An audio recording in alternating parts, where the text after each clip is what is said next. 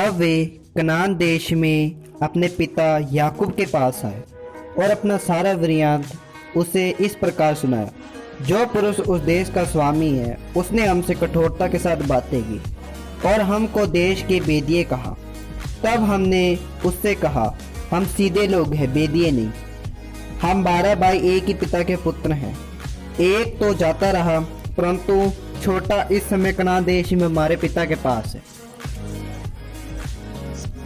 तब उस पुरुष ने जो उस देश का स्वामी है हमसे कहा, इससे मालूम हो जाएगा कि तुम सीधे मनुष्य हो।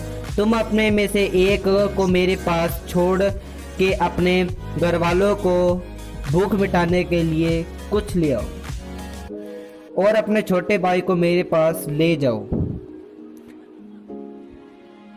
तब मुझे विश्वास हो जाएगा कि तुम बेदिए नहीं, सीधे लोग। फिर मैं तुम्हारे भाइयों को तुम्हें सौंप दूंगा और तुम इस देश में लेन देन कर सकोगे। यह कहकर वे अपने बारे अन्न निकालने लगे। तब क्या देखा कि एक एक जन के रुपए की थैली उसी के बारे में रखी हुई है। तब रुपए की थैलियों को देखकर वे और उसका पिता बहुत डर गए।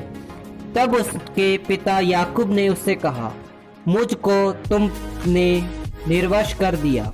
देखो, यूसुफ नहीं रहा और शिमोन भी नहीं आया और अब तुम बिन्यामीन को भी ले जाना चाहते हो।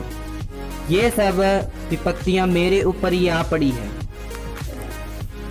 रूबेन ने अपने पिता से कहा, यदि मैं उसको तेरे पास न लाऊं तो मेरे दोनों पुत्रों को मार डाल। तू उसको मेरे हाथों में सौंप दे, मैं उसे तेरे पास फिर पहुंचा दूंगा। उसने कहा, मेरा पुत्र तुम्हारे संग न जाएगा, क्योंकि उसका भाई मर गया है और वह अब अकेला रह गया है। इसलिए जिस मार्ग से तुम जाओगे उसमें यदि उस पर कोई विपत्ति आ पड़े, तब तो तुम्हारे कारण मैं इसे बुढ़ापे की आस्था में शोक अधोलोक में उतर जाऊंगा।